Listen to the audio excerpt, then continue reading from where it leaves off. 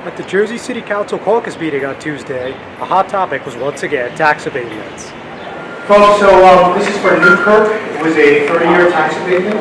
It's not out there yet. Oh, okay. They're requesting to add it as a late item, and I said, put it to the council. I'm not gonna, it's not an urgency, like we normally add things with urgency to as late items. So what happened was between the last meeting was, the last time it was introduced with 14% service charge, annual service charge, and that didn't seem to, there wasn't a meeting of the minds on that in terms of those numbers. And so, if you recall the last meeting, I suggested that rather than kind of negotiate it here at the caucus room, that go back with the law department and the tax assessor, the tax collector rather. And Newkirk is 30-year tax abatement? It's in the Journal Square Redevelopment Zone, and that's according to the policy, the 30-year area. So, suggested we go back, we want the numbers.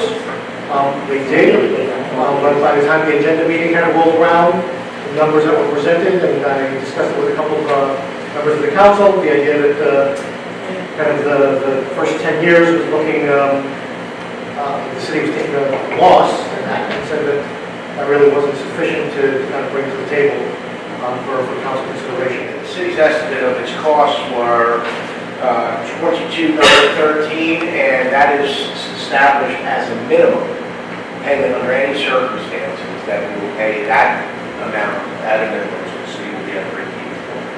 And I'd ask you just to consider, I mean, I know this is a life or death situation, but sometimes the developers, we're ready to pick up a building permit. As you all know, we can't do that until you pass this on a second reading. So, 2 weeks on a construction loan is So what's not. the estimate? Put it on the Put it on for first reading consideration. I'd like to feel about the apartment building. I don't know exactly what it's talking about. Yes, he's right. He needs the full package of information. Yes. And that will be assembled, I believe we're going to be assembling, I spoke with the law department tomorrow, but you've already had it last council meeting. You've had this looked at it. The only thing we changed is the new minimum number. So instead of a $20,000 minimum number, we now have a $22,000. Yes, I'm always very good on the city revenue bills. I like to see that full documentation, other than that, it's tough. Diane. This was going to be on the agenda, I think, last agenda meeting and then the agenda meeting before that. So this has gone through a couple of iterations because, as Don said, the cost benefit analysis does show at 10% service charge a slight loss to the city. So what we did to try to compensate for that initially was raise the service charge to 14%, and then we came back to discuss it again, and then we put in a graduated increase over time so the city would make up the loss later in the term. So it goes from 10% to 12% to 14%, and that wasn't satisfactory to the council president and several council members either. So we went back again, and what we decided was that the entity pays either the greater of a minimum annual service charge, so the city can be guaranteed to pay less than a certain amount, or 10%, 12%, or 14% of the gross revenue, which is graduated over time.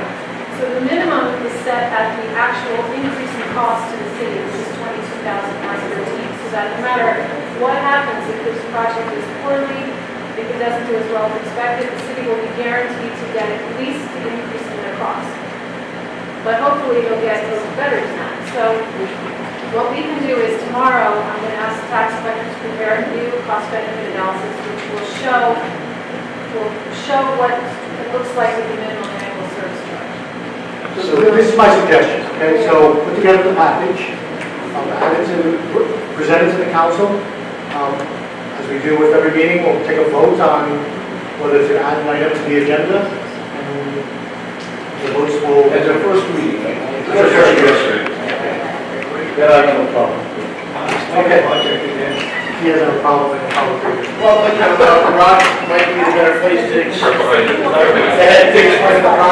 What we have here is we have an existing building that because of lifetime tendencies of some of the tenants of the Anti-Eviction Act, we really couldn't tear that building down. So what we did is we constructed a building that utilized the balance of the property and surrounds it, in order to revitalize the existing building. Again, we are guaranteeing to the city that we will pay at least what the additional costs of the project are going to be. We hope it will be better than that, to your point. The rents are going up. The project will be completed in 18 months, 24 months, and we hope to exceed that. I'm John Heides with the Hudson County View, the eye of the community.